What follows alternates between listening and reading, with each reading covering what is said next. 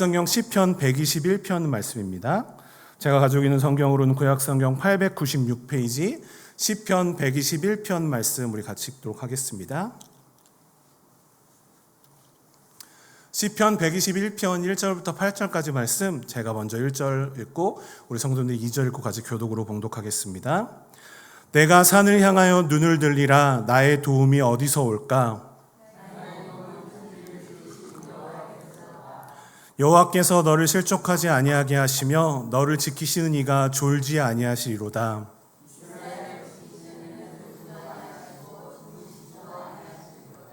여호와는 너를 지키시는 이시라. 여호와께서 내 오른쪽에서 내 그늘이 되시나니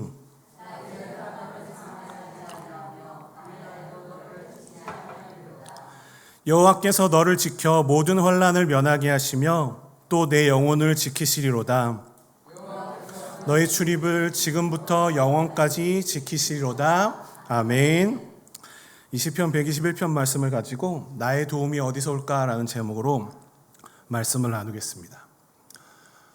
저는 스포츠를 좋아합니다. 스포츠를 별로 안 좋아하게 생기긴 했지만 스포츠를 예전에는 직접 하는 것도 좋아했고요. 요즘에는 뚱뚱해지고 나이가 많이 드니까 요즘에는 많이 이렇게 스스로 하지는 못하는데 요즘에는 보는 것을 좋아합니다.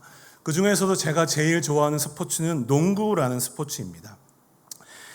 제가 좋아하는 농구 선수 중에 매직 존슨이라는 선수가 있습니다. 미국 NBA에서 예전에 80년대에 뛰었던 선수인데요. 역사가 길었던 미국 NBA 농구에서도 지금까지 전체 선수 순위를 매길 때 무조건 5위 안에 드는 굉장히 유명한 선수입니다. 이 선수의 이름이 원래는 어빈 존슨인데 이 선수가 패스를 정말 마법같이 한다고 해서 매직이라는 별명이 붙었고 지금까지도 매직 존슨이라는 이름으로 불립니다. 이 선수는 키가 2m 6cm인데요. 서장훈보다 1cm가 작은 키거든요. 그러니까 서장훈만한 선수가 굉장히 헝금성금 잘 뛰어다니면서 패스를 마법처럼 한다고 해서 매직 존슨이라는 이름이 붙었습니다. 우리 영상 잠깐 보겠습니다. 이 선수가 매직 존슨이라는 선수인데요. 저렇게 큰 몸으로 저렇게 패스를 하면서 엄청나게 패스를 잘하는 선수였습니다.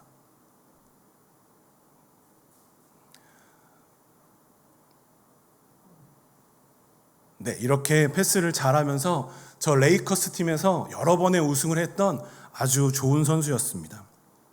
이 선수는 이제 은퇴한 지가 30년 가까이 되었는데도 여전히 매직 존슨이라고 불리면서 이렇게 유명한 선수가 되었습니다. 이렇게 패스를 해서 득점을 하는 그런 패스를 농구나 축구에서는 어시스트라고 부릅니다. 우리말로는 도움주기 혹은 도움이라고 말하기도 합니다.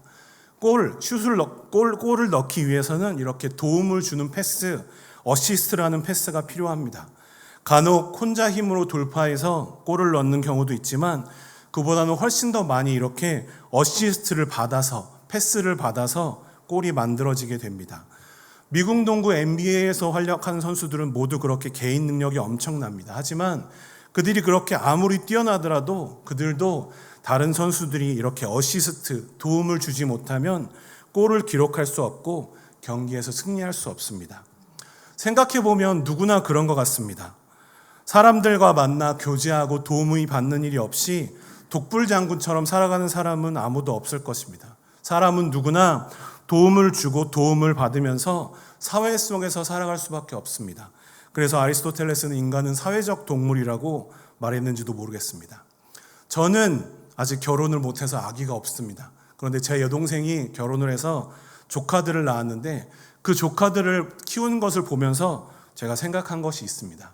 아기를 본다는 것은 참 힘들다는 것과 사람은 정말로 많은 도움을 필요로 하고 많은 도움이 있어야 자랄 수가 있다라는 그런 사실입니다. 제가 예전에 어린이부를 맡았었는데 어린이부의 어린이 주일 설교에서 이렇게 아이들에게 너희는 갓난아기 때 어머니의 도움을 받아서 이렇게 지금까지 자라올 수가 있었어. 아마 너희가 막 태어났을 때 어머니가 없었다면 너희들은 죽었을지도 몰라. 이렇게 설교를 한 적이 있습니다. 그리고 그날 어버이 주일이라서 부모님에게 편지를 쓰는 특별 활동을 했었습니다. 그런데 어떤 친구가 그 편지에 이렇게 썼더라고요. 엄마 아빠 감사해요. 엄마 아빠가 없었으면 저는 어렸을 때 죽었을 거예요. 라고 부모님한테 감사 편지를 그렇게 썼던 기억이 있습니다. 그런데 생각해보면 그렇습니다. 사람은 그렇게 누구나 도움이 필요한 존재이고 우리는 모두 그런 도움을 받고 살아왔습니다. 오늘 본문 시편 121편은 바로 그런 도움에 대해서 이야기하고 있습니다. 그러나 시편 121편이 말하는 도움은 사람들의 도움이 아닙니다. 그런 사람들의 도움보다도 훨씬 더 우리에게 필요한, 우리에게 궁극적으로 필요한 도움, 바로 우리 하나님의 도우심을 이야기하고 있습니다. 오늘 시편 121편의 노래는 이렇게 시작합니다. 1절에 보면 내가 산을 향하여 눈을 들리라 나의 도움이 어디서 올까라고 지금 시인이 얘기하고 있습니다.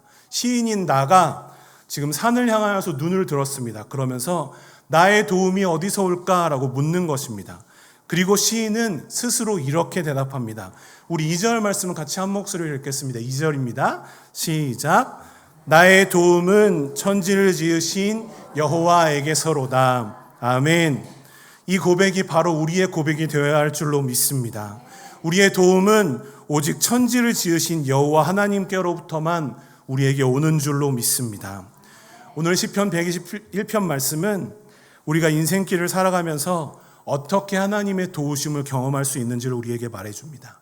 그렇다면 어떻게 우리는 하나님의 도우심을 경험할 수 있을까요? 첫 번째로 우리는 하나님의 도우심을 경험하기 위해서 우리를 도우시는 하나님만 바라봐야 합니다. 우리 첫째 한 목소리를 읽겠습니다. 시작. 우리를 도우시는 하나님만 바라봐야 합니다. 아멘.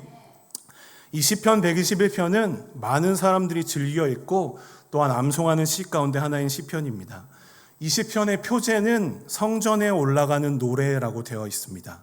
시편 120편부터 134편까지는 전부 다 성전에 올라가는 노래라는 표제가 붙어 있습니다.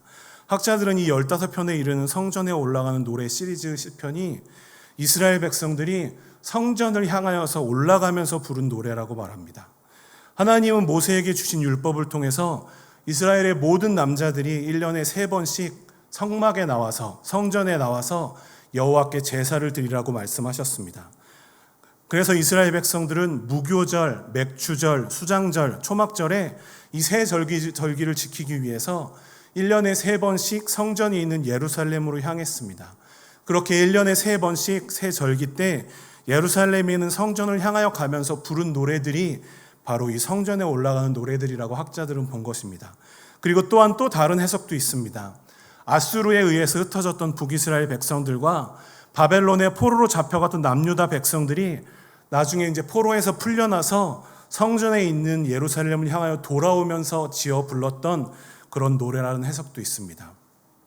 이 예루살렘은 이스라엘에서 가장 높은 곳에 있습니다. 그리고 그 예루살렘 중에서도 성전은 가장 높은 곳에 있었습니다. 그래서 그 성전으로 가기 위해서는 계속해서 올라가야만 했습니다. 그래서 이 시편들에는 성전에 올라가는 노래라는 제목이 붙여진 것입니다. 이 시편 121편을 지은 시인도 그렇게 성전을 향해서 올라가면서 산을 향하여 눈을 들었습니다. 그리고 이렇게 묻습니다. 나의 도움이 어디서 올까라고 묻는 것입니다. 이 시의 화자, 노래하는 사람인 나는 스스로 질문을 던지고 있는 것입니다. 그런데 왜 이 시인은 산을 바라보면서 이런 질문을 했을까요? 여기 1절에 산이라고 번역된 단어는 원래 히브리어에서는 복수형으로 되어 있습니다. 그렇기 때문에 정확하게 번역을 하자면 산들이라고 번역해야 합니다. 성전이 있는 예루살렘으로 올라가던 시인은 눈을 들어서 산들을 바라보았습니다. 그 산들은 어떤 산들입니까? 예루살렘은 수도로 정하기에 적합한 최적의 장소였습니다. 예루살렘은 해발 800m의 높은 고지대에 위치해 있었고 기드론 골짜기, 힌놈 골짜기 등 산들로 둘러싸여 있는 천연 요새였습니다. 우리 그림 하나를 보겠습니다. 예루살렘은 이런 식으로 제일 끝에 예루살렘이 있었고 여리고 쪽에서 올라가려면 이렇게 산을 계속해서 올라가서 예루살렘으로 가야 했습니다. 그리고 예루살렘은 이렇게 감람산이나 여러 가지 산들로 둘러싸여 있는 그런 천혜의 요새였습니다. 절기를 지키려는 여행자들이 성전으로 가기 위해서 예루살렘으로 가다 보면 혹은 포로로 잡혀갔던 백성들이 예루살렘으로 돌아오다 보면 자연히 이렇게 예루살렘을 둘러싸고 있는 산들을 보게 됩니다. 특히나 예루살렘으로 가는 길에는 아무것도 없는 광야가 있었습니다. 풀 한 폭이 없는 그런 황량하고 메마른 광야를 지나서 산들로 둘러싸여 있는 천연 요새인 예루살렘을 보면 그 사람들의 마음이 어땠을까요? 저절로 그 산들을 보면서 마음이 든든해질 것입니다. 그 산들이 자신의 도움이라고도 생각할 수 있을 것입니다. 그런데 그 와중에 시인은 그 산들을 바라보는 것이 아니라 그 산들을 지으신 하나님을 바라보는 것입니다.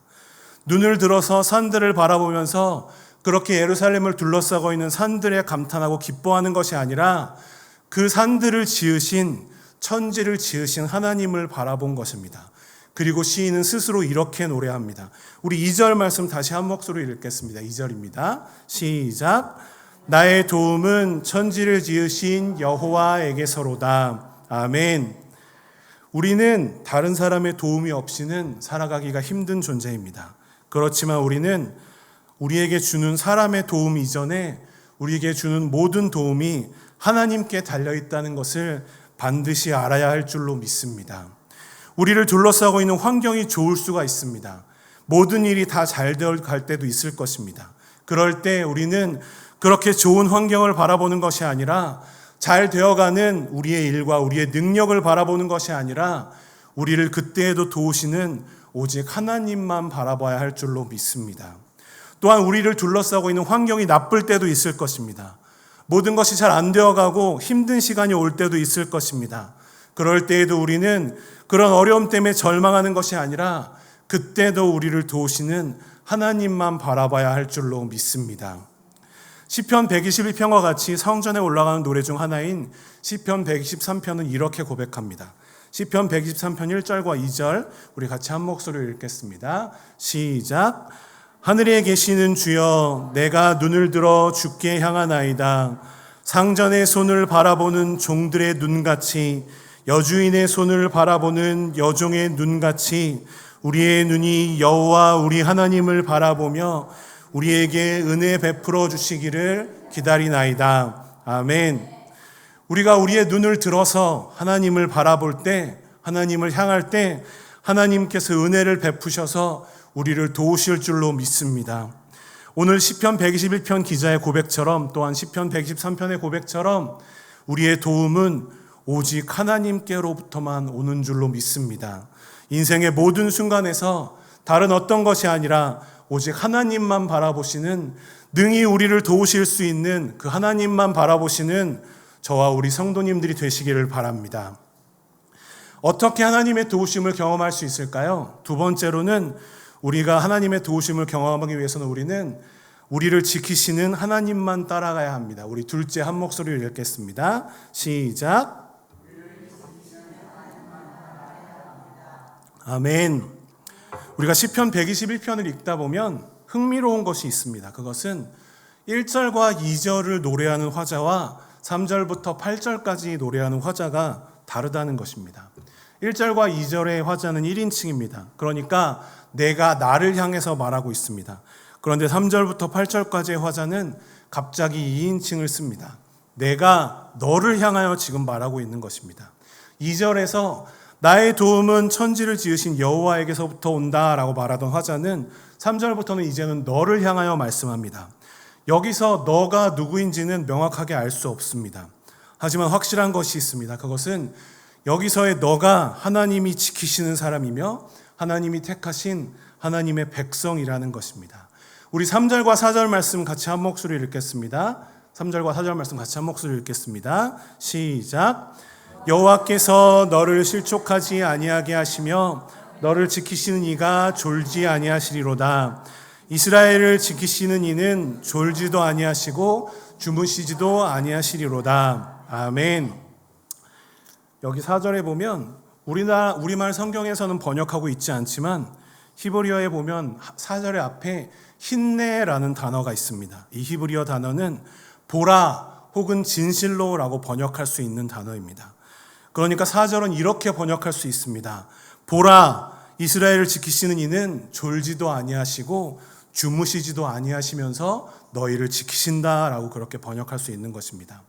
우리 3절과 4절을 이어서 생각해 보자면 졸지도 않으시고 주무시지도 않고 이스라엘을 지키셨던 하나님께서 너를 지키시고 너를 지키셔서 실족하지 않게 인도하신다는 것입니다. 실족한다라는 것은 무엇입니까? 그것은 발을 헛디디는 것입니다. 발을 헛디디면 크게 다칠 수가 있습니다. 특히나 성전을 향하여 가는 순례자들에게 발은 굉장히 중요했습니다. 잘못해서 실족하여서 발을 헛디뎌서 발을 다치면 성전까지 나아갈 수가 없기 때문입니다. 그런데 시인은 이스라엘을 지키셨던 하나님께서 너의 발을 붙드셔서 실족하지 않게 하실 것이라고, 너의 발을 붙드셔서 다치지 않게 하실 것이라고 그렇게 말씀하고 있습니다. 또한 여기서 실족이라는 단어는 잘못된 길로 가는 것을 의미할 수도 있습니다. 그러니까 이스라엘을 지금까지 이끄셨던 하나님께서 너희가 잘못된 길로 가지 않도록 너희를 인도하실 것이라고 시인은 노래하고 있는 것입니다. 졸지도 않고 주무시지도 않고 이스라엘을 지금까지 인도하시고 지키셨던 하나님께서 지금도 너를 지키시고 너의 길을 인도하실 것이라고 시인은 그렇게 격려하며 노래하고 있는 것입니다. 그러니까 그렇게 우리를 졸지도 않고 주무시지도 않고 우리를 지키시는 하나님만 바라보고 하나님만 따라가자고 지금 시인은 이야기하고 있는 것입니다. 그러면서 5절과 6절에는 이렇게 말씀합니다. 우리 5절과 6절 말씀 같이 한 목소리로 읽겠습니다. 시작. 여호와는 너를 지키시는 이시라. 여호와께서 내 오른쪽에서 내 그늘이 되시나니 낮의 해가 너를 상하게 하지 아니하며 밤의 달도 너를 해치지 아니하리로다. 아멘.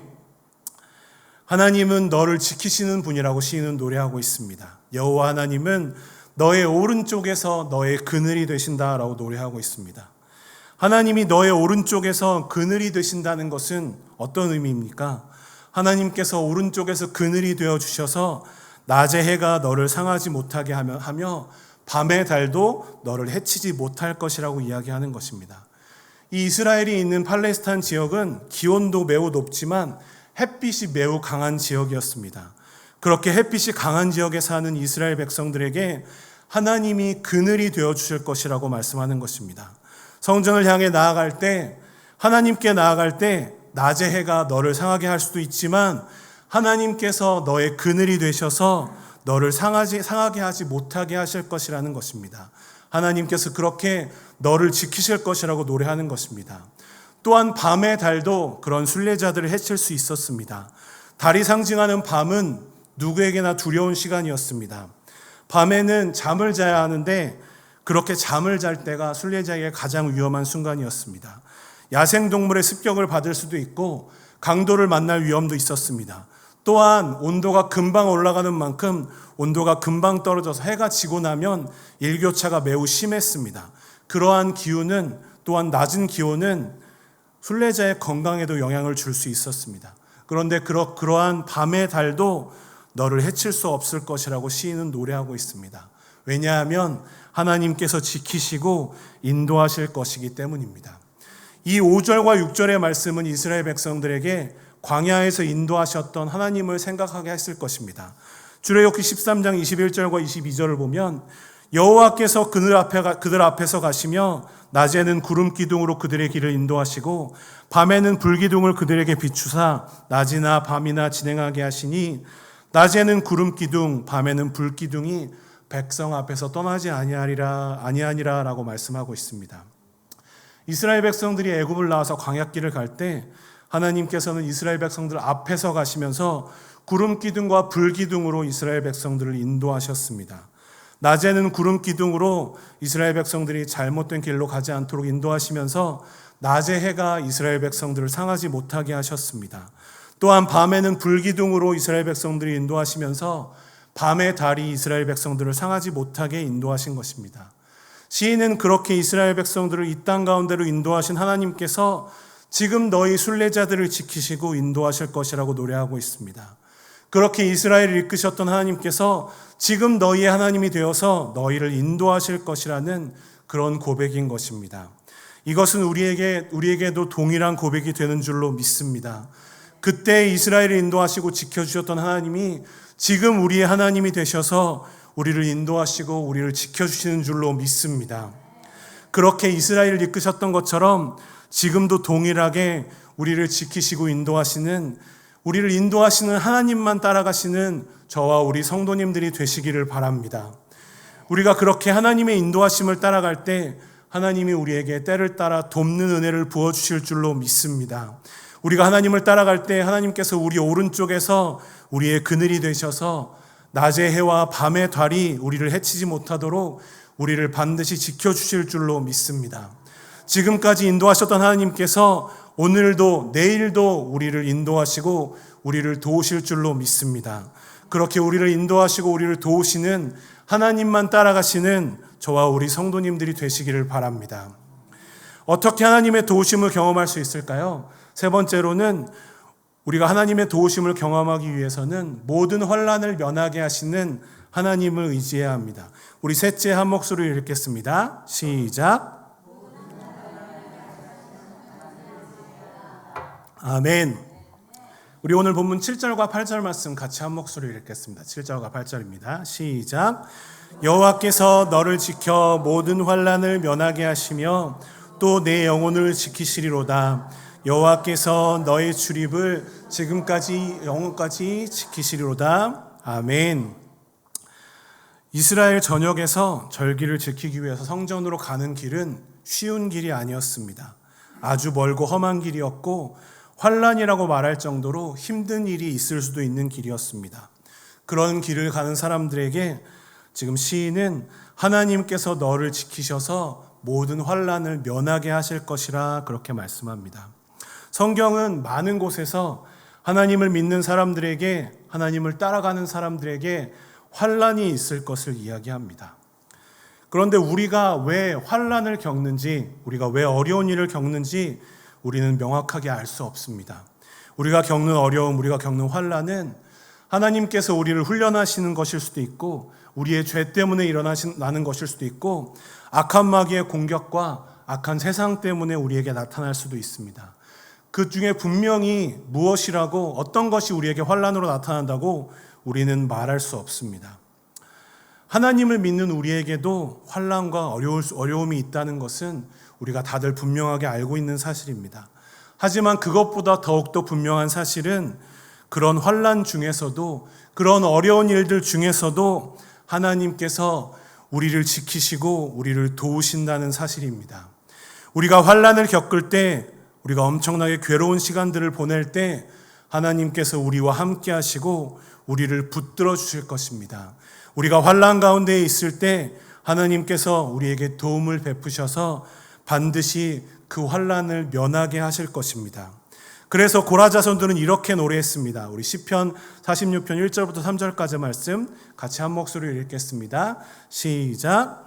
하나님은 우리의 피난처시오 힘이시니 환난 중에 만날 큰 도움이시라.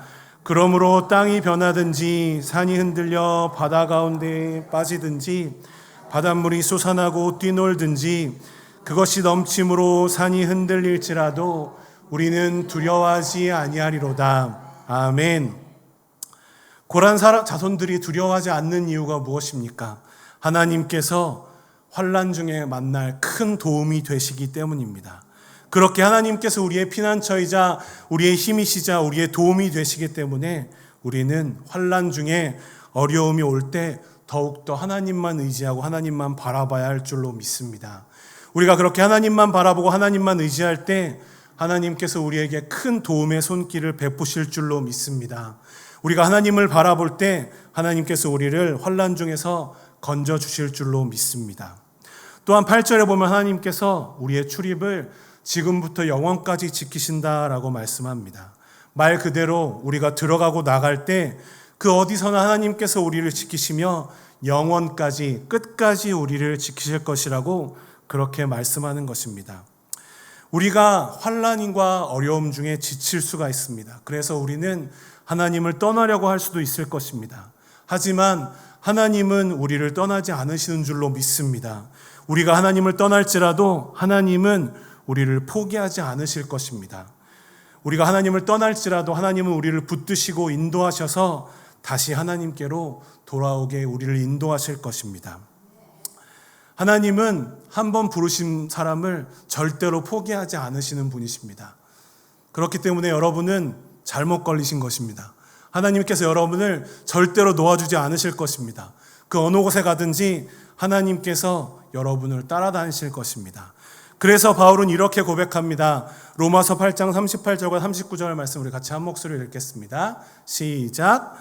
내가 확신하노니 사명이나 생명이나 천사들이나 권세자들이나 현재일이나 장래일이나 능력이나 높음이나 깊음이나 다른 어떤 피조물이라도 우리를 우리 주 그리스도 예수 안에 있는 하나님의 사랑에서 끊을 수 없으리라.